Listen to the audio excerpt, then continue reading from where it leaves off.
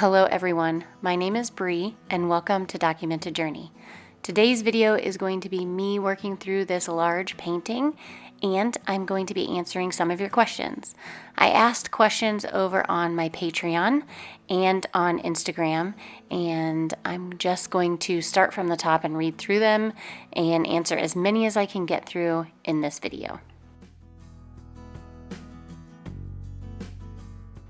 All right, so question number one is, what is your favorite sketchbook size? This is so difficult.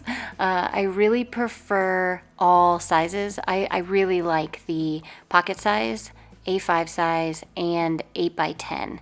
And I love them for all different reasons. I love the 8x10 because I feel like you can do so many different things on that page because it's huge. I like the A5 because it fits nicely in my book bag. I like the pocket because I can throw it in my bag when I'm on the go and I can sketch something really quick but still capture that memory. So I like all three. But if I had to just pick one, I would pick an 8x10 because I feel like you can do anything on the 8x10. Ooh, do you hear that thunder? In Colorado, we barely get rain, so the thunder is precious, and I left it in here because I thought it was a cool touch.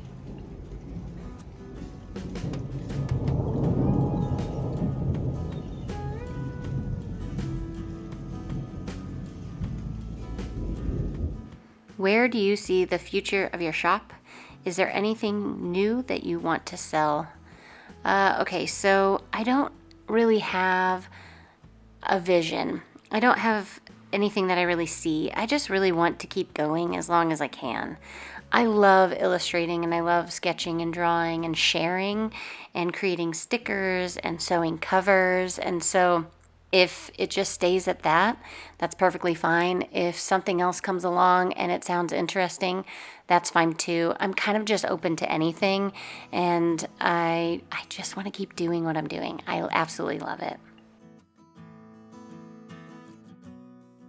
The next question is, how long have you been married and plans for any more kids?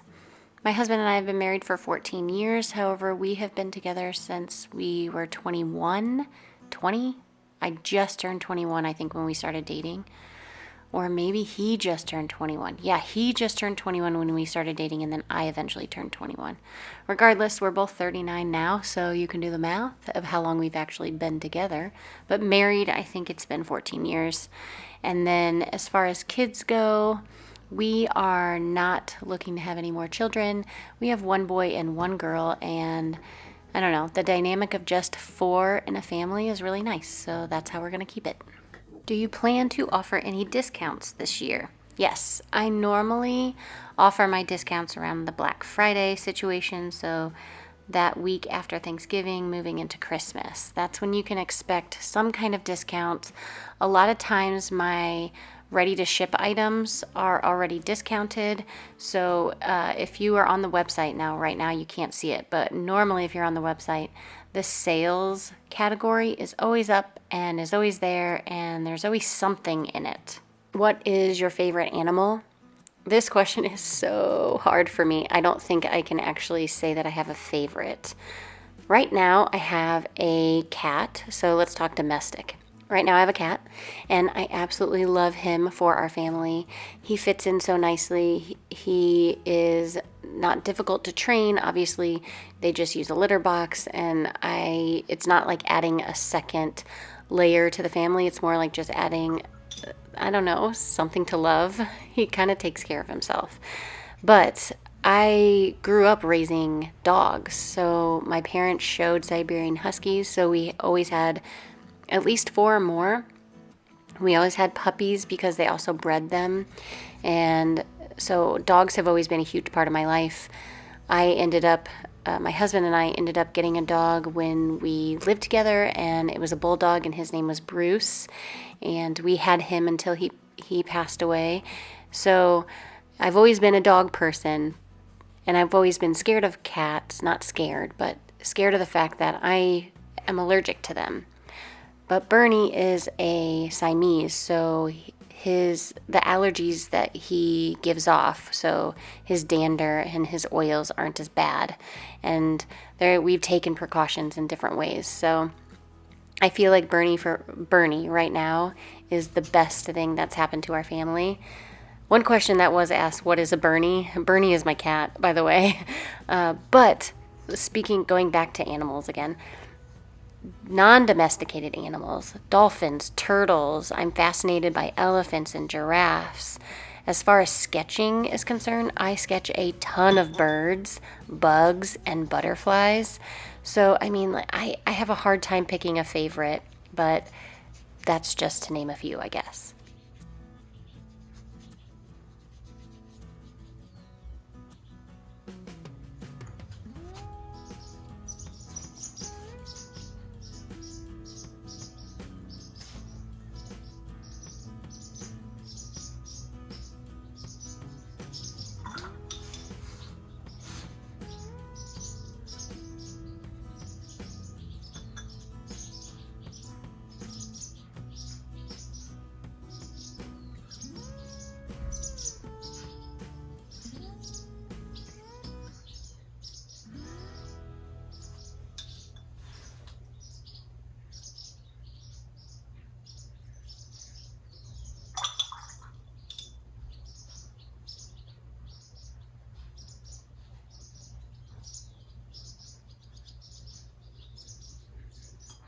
How is your RV? You haven't talked about it in a while.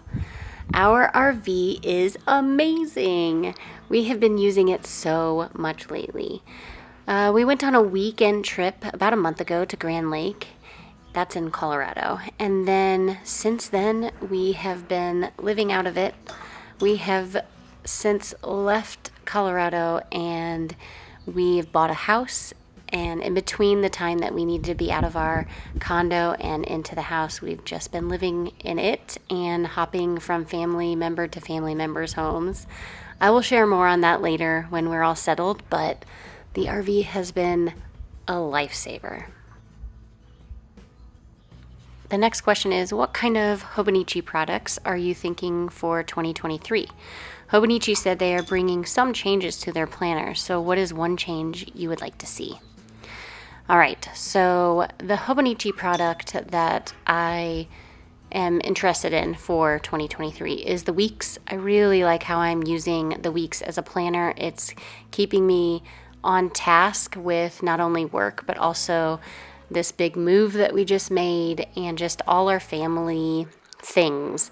If I don't write it down, I don't remember it. And so I do have a Google Calendar that I sync up with my husband, but this planner provides space for all the things, I feel like. So I am definitely going to get a Weeks, but if they would make this specific change, I would consider getting many more journals from them. I would love to see those quotes disappear. It would create so much more usable space in every single size. I would absolutely love it. I did see that Burgess, she cut down her I think it was Avec cousin. Yeah, cousin Avec. She cut it down to a B6 size, and that's pretty tempting. However, it would be just icing on the cake if the Hobonichi brand offered some of their products without quotes. Man, that would be amazing.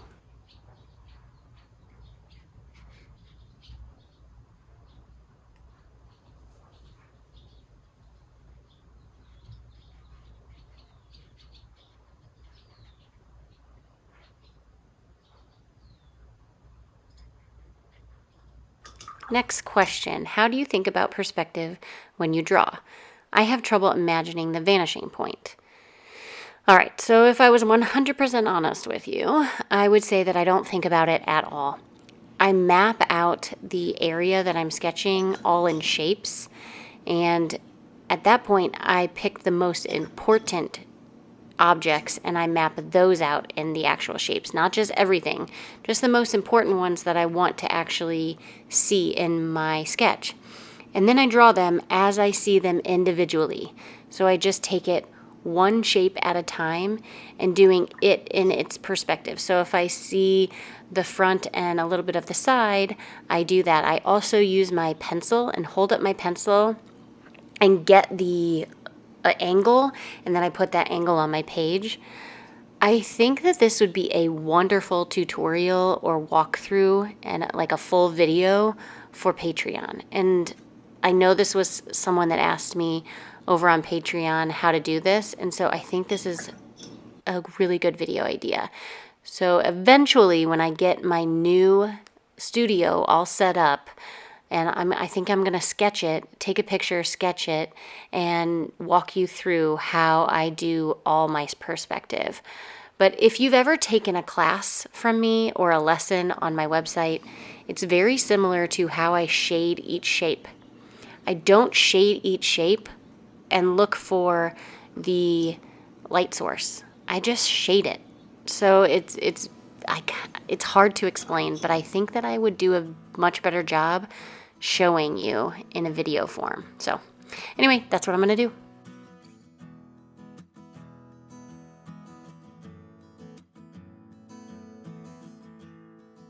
Next question. Have you ever sketched with a Bic?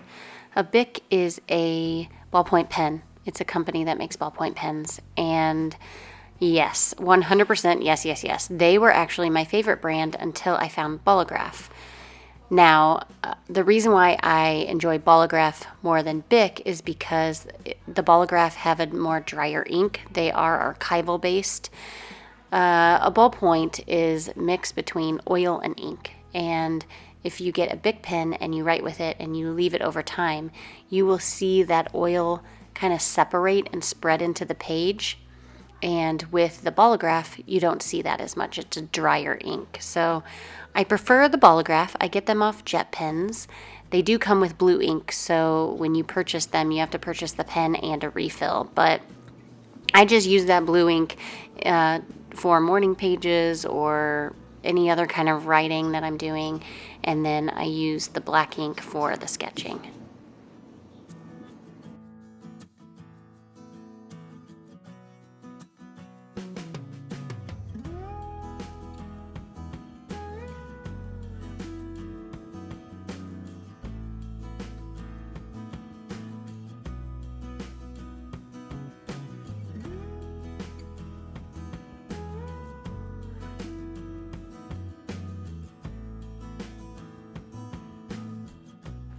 The last and final question is, what kind of supplies, if any, do you want to get better at?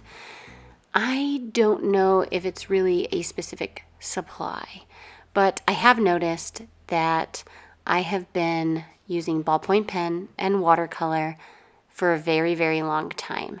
And sometimes when you put yourself in this type of hole, I want to say hole, but it's really not a hole, but when you stick with these supplies, just a few, your work starts to, maybe your work doesn't start to, but you start to feel stagnant. I don't feel like I have grown very much lately. And so to grow, you have to get yourself out of a comfort zone, right? Ballpoint pen, watercolor, that is my comfort zone.